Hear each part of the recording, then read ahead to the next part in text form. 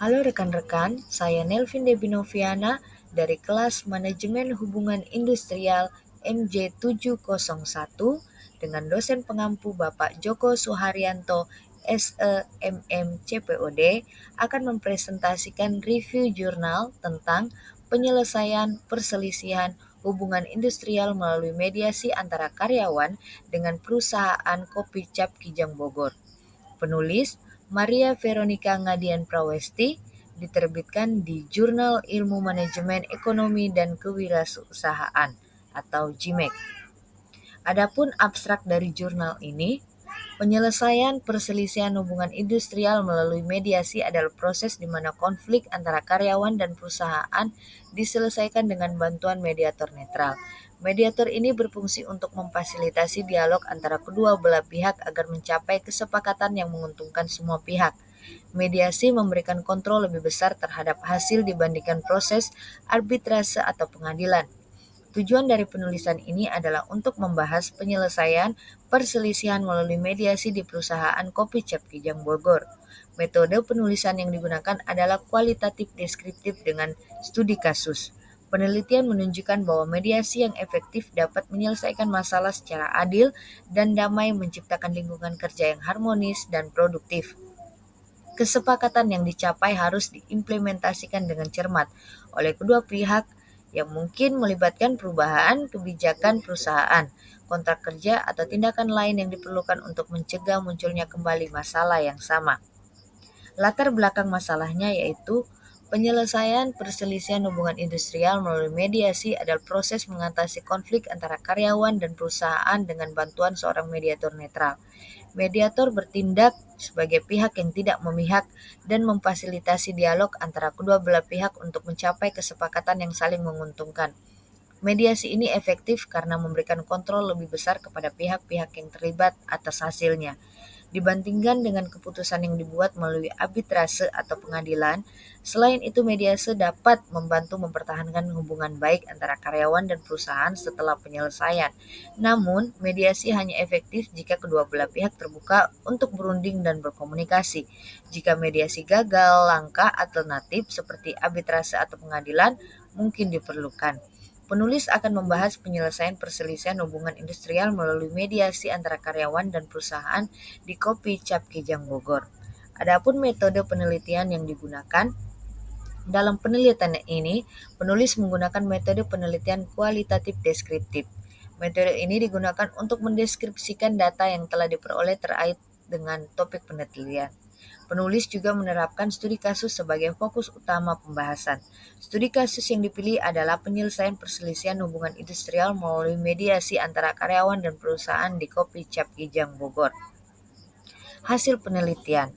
Mediasi dalam penyelesaian perselisihan hubungan industrial adalah proses di mana pihak-pihak yang terlibat dalam konflik bekerja sama dengan seorang mediator netral untuk mencapai solusi yang dapat diterima oleh kedua belah pihak. Proses ini terdiri dari beberapa langkah utama. Yang pertama, adanya persiapan. Pemilihan mediator. Memilih mediator yang memiliki pengetahuan tentang hukum, ketenagakerjaan, dan pengalaman dalam mediasi. Kemudian ada pemberitahuan kepada pihak terlibat. Menginformasikan pihak-pihak yang terlibat tentang jadwal mediasi dan persiapan yang diperlukan. Yang kedua, ada pertemuan mediasi, di antaranya pendekatan awal.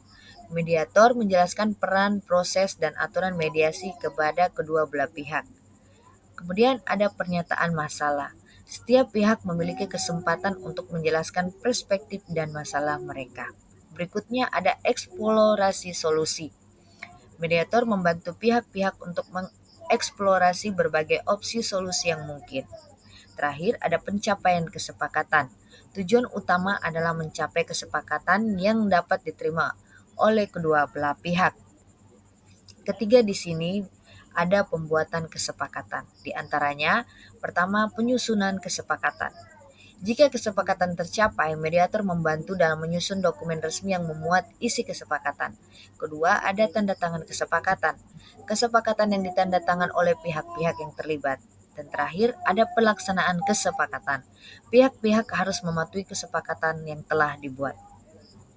Yang keempat di sini, dari hasil penelitian ada kondisi kegagalan mediasi.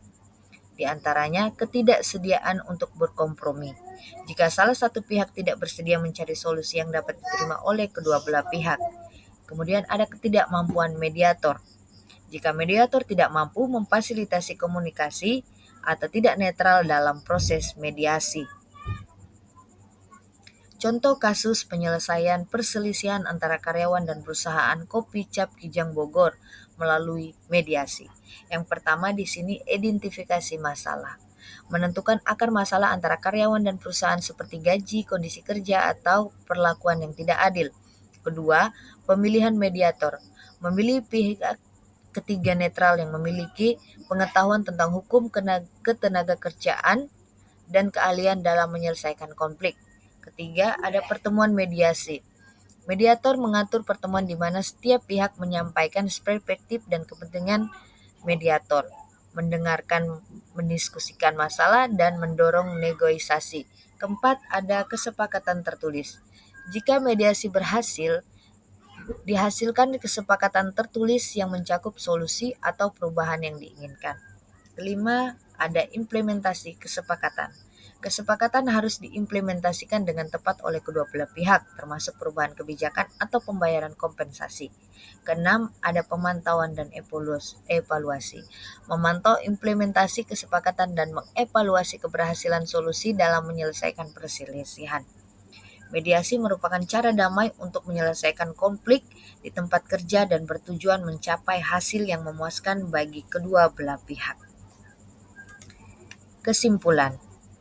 Kesimpulan dari jurnal ini, mediasi antara pekerja dan perusahaan adalah metode efektif untuk menyelesaikan konflik di lingkungan industri. Dalam proses ini, pihak ketiga yang netral membantu kedua belah pihak mencapai solusi yang memuaskan. Mediasi yang efektif dapat mengatasi masalah secara adil dan harmonis, damai, dan lingkungan kerja yang lebih harmonis dan produktif.